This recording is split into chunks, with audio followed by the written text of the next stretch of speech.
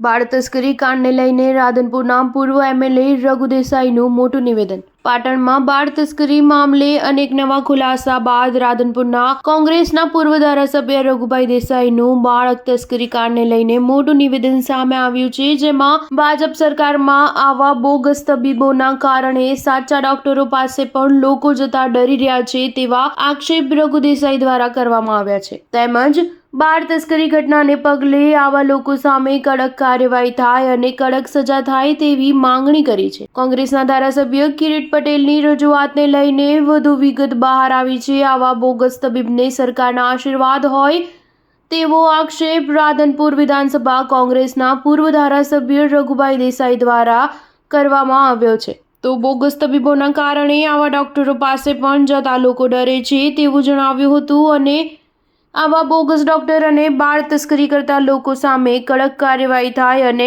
કડક સજા થાય તેવી માંગ કરવામાં આવી છે.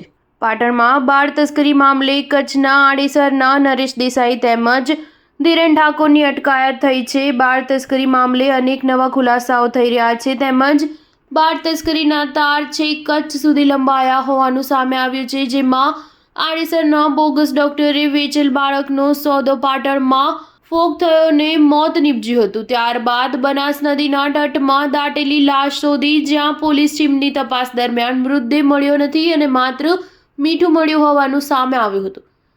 ત્યારબાદ રાધનપુર બાળ તસ્કરીમાં આરોપી નકલી ડોક્ટર સુરેશ ઠાકોર અને શિલ્પા ઠાકોર રિમાન્ડ પર હોય આજે કોર્ટમાં રજૂ કરવામાં આવશે અને રાધનપુર આસપાસમાં બાળ તસ્કરીના નેટવર્કના એક બાદ એક પત્તા ખુલી રહ્યા છે.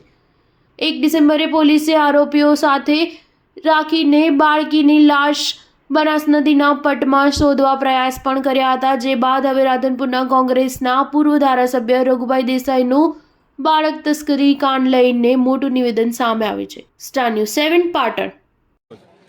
આખા ગુજરાતમાં મેડિકલ માફિયાગીરી ચાલી રહી છે અને સરકારની નજર સામે ચાલી રહી છે.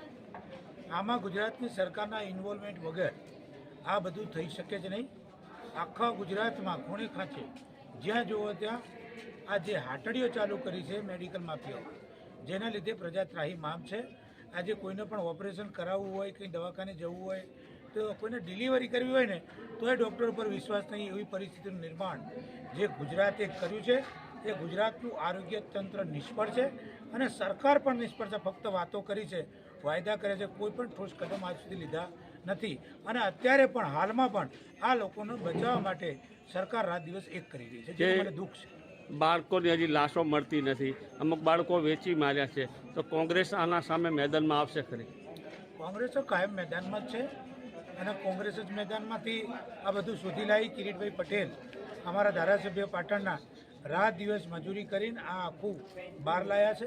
એટલે કોંગ્રેસ જ આ સાચી વાત બહાર લાવી છે. ભાજપ તો આમને આજ સુધી છાવર્યા જ છે અને છાવરવાના છે. આવા લોકોને કેવી સજા થવી જોઈએ? આમને કડકમાં કડક સજા થવી જોઈએ. કોઈ પણ માણસ હોય, જ્યારે માણસ આવડા નાના દીકરાઓનો કે દીકરીઓનો વેપાર કરતો હોય તો એને કોઈ દિવસ માફ નહીં કરવો જોઈએ. એ 100% કાયદાનું કડક હાથે કામ લેવું જોઈએ. પણ મને વિશ્વાસ નથી કેમ કે ભાજપનું તંત્ર નિષ્ફળ ગયેલું છે અને આમના સાથે અમે વર્ષોથી સાંઠગાંઠ છે એટલે 100% એમને બચાવવા માટે લોકો મેદાને પડ્યા છે અને બચાવવા માટે મહેનત કરશે.